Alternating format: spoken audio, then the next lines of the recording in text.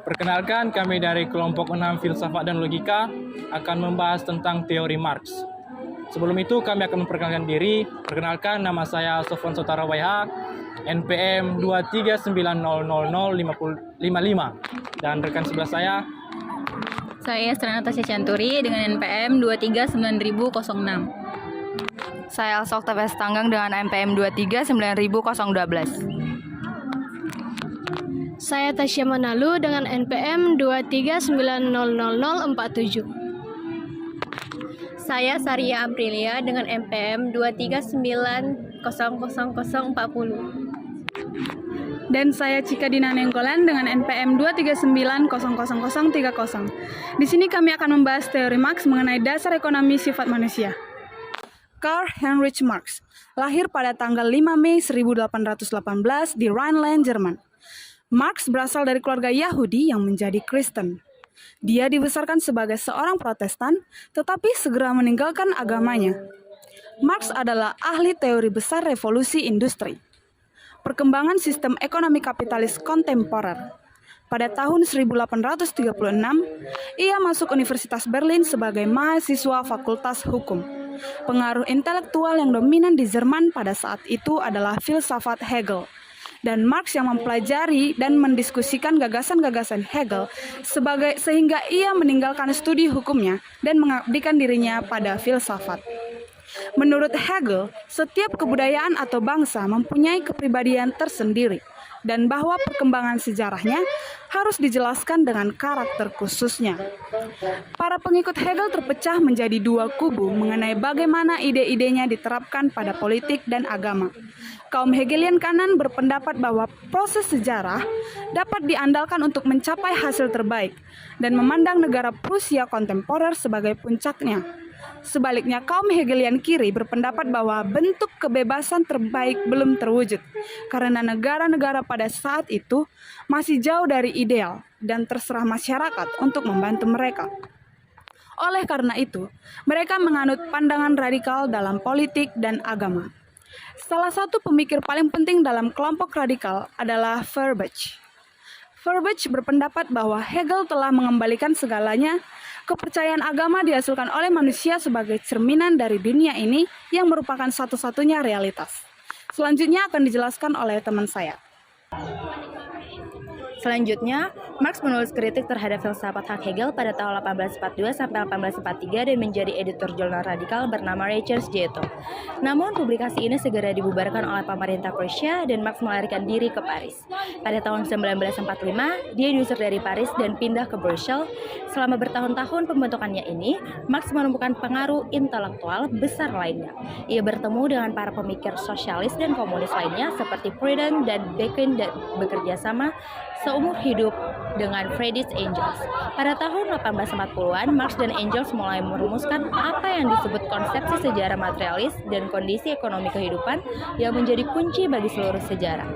Konsepsi materialis tentang sejarah diungkapkan dalam karya lain, terutama Ideologi Jerman tahun 1846 dan Kemiskinan Filsafat tahun 1847. Di London, Marx hidup dalam kemiskinan komparatif, hidupnya dari pendapatan jurnalistik dan hadiah dari Engels. Pada tahun 1857 sampai 1858, ia menulis rangkaian manuskrip lainnya, Grandies. Pada tahun 1859, ia menerbitkan kritik terhadap ekonomi politik dan pada tahun 1867, volume pertama Magnum-Opus-nya Kapital. Dua karya terakhir ini berisi sejarah ekonomi dan sosial yang sangat rinci. Karya-karya selanjutnya mulai dari Manifesto Komunis menjadi paling terkenal dan menjadi dasar bagi sebagian besar teori dan praktik komunis berikutnya. Marx adalah seorang ateis dan secara umum pemikirannya bersifat materialis dan determinis. Sebagai calon ilmuwan sosial, ia mengusulkan untuk menjelaskan semua fenomena manusia dengan metode sains sebagaimana ia memahami.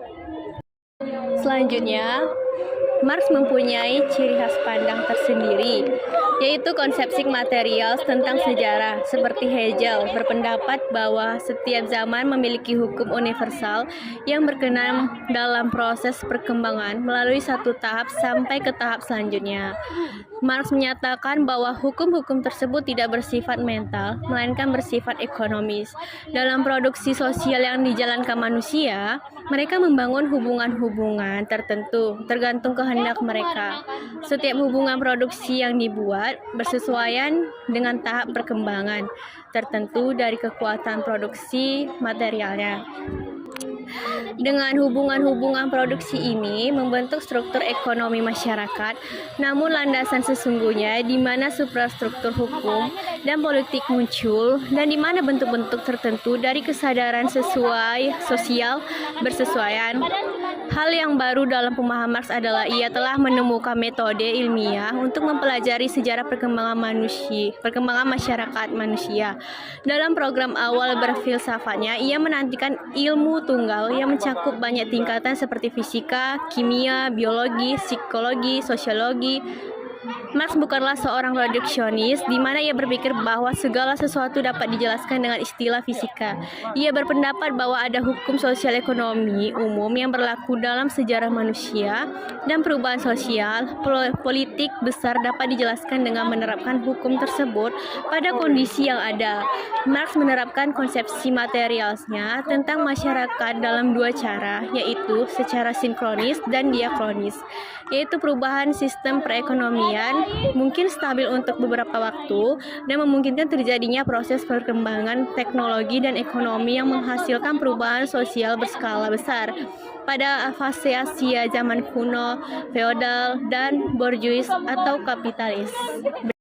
Selanjutnya, tampaknya pada awalnya, Marx bermaksud untuk memperhitungkan konsep-konsep hukum seperti properti sebagai bagian dari superstruktur ideologis. Namun, jika teknologi yang sama dapat digunakan dalam sistem kapitalis dan sosialis dengan hubungan properti yang berbeda, maka determinisme ekonomi akan tersisa sedikit. Tidak mengherankan jika perdebatan tersebut terus berlanjut mengenai apa yang dimaksud Marx dan apa yang mungkin benar. Marx menerapkan konsepsi materialisnya tentang masyarakat dalam dua cara, yaitu secara sinkronis dan diakronis. Berdasarkan teori umum sejarahnya, Marx memperkirakan bahwa kapitalisme akan menjadi semakin tidak stabil secara ekonomi, bahwa perjuangan kelas antara pemilik modal, borjuis, dan kapitalisme akan menjadi semakin tidak stabil. Anggota proletariat yang harus menjual tenaga kerja mereka akan meningkat dan jumlah proletariat akan semakin miskin dan semakin besar, sehingga dalam sebuah revolusi sosial besar-besaran kaum buruh akan mengambil alih kekuasaan dan melembagakan fase sejarah komunis yang baru.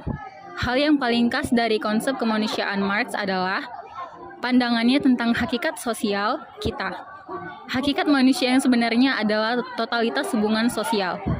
Terlepas dari adanya fakta biologis yang jelas, seperti kebutuhan untuk makan dan bereproduksi, Marx percaya bahwa tidak ada sifat manusia yang bersifat individual dan tetap, sehingga apa yang berlaku pada orang-orang yang dalam suatu masyarakat atau periode tertentu belum tentu benar. Selanjutnya ada bagian-bagian dasar ekonomi sifat manusia yang terdiri dari 3. Yang pertama ada teori alam manusia. Hal yang paling khas dari konsep kemanusiaan Marx adalah pandangannya tentang hakikat sosial kita, yaitu hakikat manusia yang sebenarnya adalah totalitas hubungan sosial.